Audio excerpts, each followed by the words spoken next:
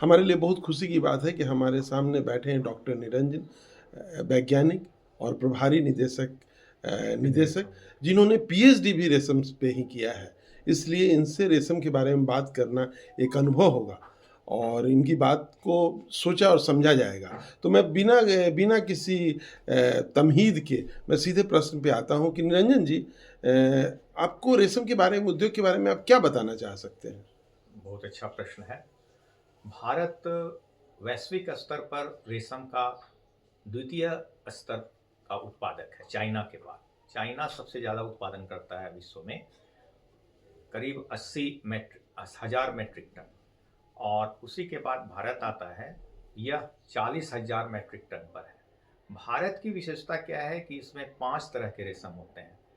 एक सहतूती रेशम जो पूरे देश में पाला जाता है। दूसरा तसर रेशम जो केंद्र के मध्य, भारत का मध्य भाग जो है, झारखंड, छत्तीसगढ़, उड़ीसा, मध्य प्रदेश, इस क्षेत्र में है।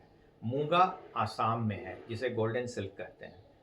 और एक एरी जो है वो भी वैश्विक स्तर पर भारत के हर एक क्षेत्रों में पाया जाता है।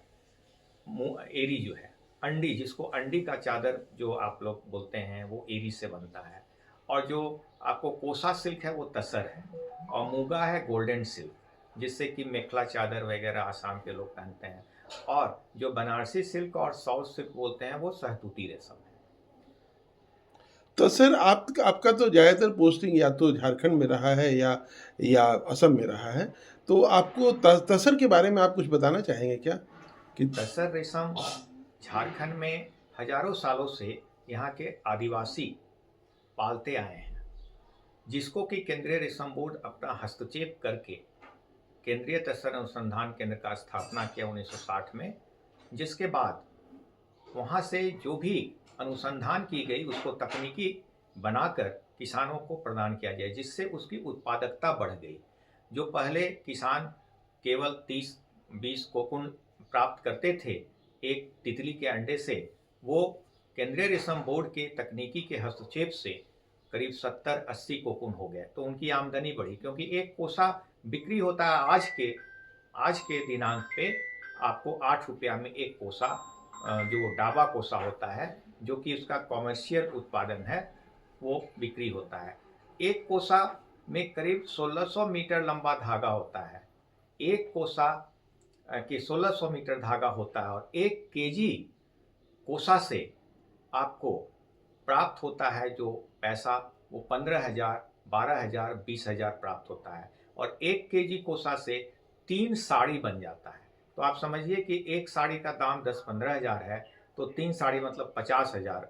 मतलब समझ लीजिए कि 700 कोकून से 50,000 तक का आमदनी किसान कर सकता है। अच्छा, एक बात बताइए, केंद्रीय रेशम बोर्ड है और कोई संस्थाएं हैं जो इसमें अपना योगदान दे रही हैं और रेशम को भारतीय जीवन से समवेशी विकास में मदद कर रही हैं?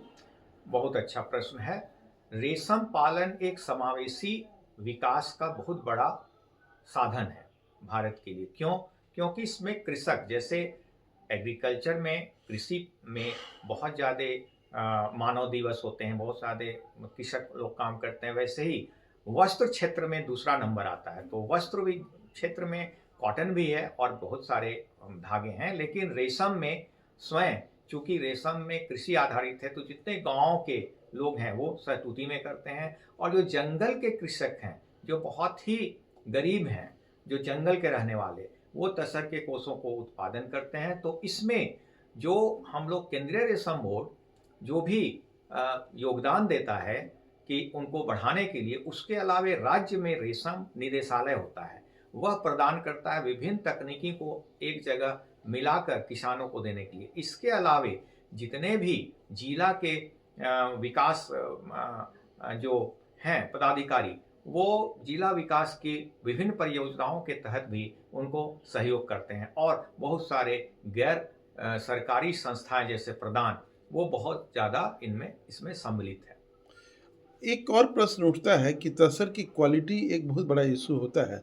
आपका क्या विचार है कि तसर की क्वालिटी को किस तरह सुधारा जा सकता है और उसमें कौन कौन से कौन कौन सी बातें जिसको ध्यान देना किसानों को ज़रूरी है और साइंटिस्ट को काम करना ज़रूरी है? तो रेशम में जो शहतूती रेशम होता है, चूंकि वह बहुत ही घरेलूकरण किया गया है उसका, और 6000 10,000 वर्षों से चाइना से ही उसकी उत्पादकता घरेलू है, उसको घर के अंदर पालन करते हैं, तो उसका जो कोसा में जो तंतु होता है, फिलामेंट, वह बहुत अच्छा स्तर का होता है, क्वालिटी अच्छी होती है बाइवोल्टाइन का। तो उससे बहुत पावर लूम में भी कपड़े बनते हैं, जो आप देखते हैं साड़ियाँ बनारसी सिल्क में, क्रेप सिल्क, मेटल सिल्क वगैरह, जितना वो सिल्क के ही ब्लेंडिंग से बनते हैं, सिल्क और जो भी कॉटन के थोड़ा ब्लेंडिंग और सिंथेटिक। उसके बाद तसर रेशम ज़्यादातर हैंडलूम बनता है, लेकिन उसको भी पावर लूम में लिया जा रहा है, क्योंकि इसको भी जो डावा प्रजाति उसको घरेलूकृत किया गया है अर्ध रूप से, उसकी भी धागा जो तंतु हैं उसकी अच्छी विशेषता है। साथ साथ अंडी जिसको बोलते हैं एरी, एरी का धागा ऐसा है ना कि उसमें रील्ड तंतु नहीं निकलता है, बल्कि वो कॉटन जैसा निकलता है, और तब उसको हम लोग क्या करते हैं, उसको स्पिनिंग करते हैं, मतलब स्पन किया जाता है उसको, जैसे कतली काटा जाता है रुई का, वैसे उसको भी कतली काटा जाता है।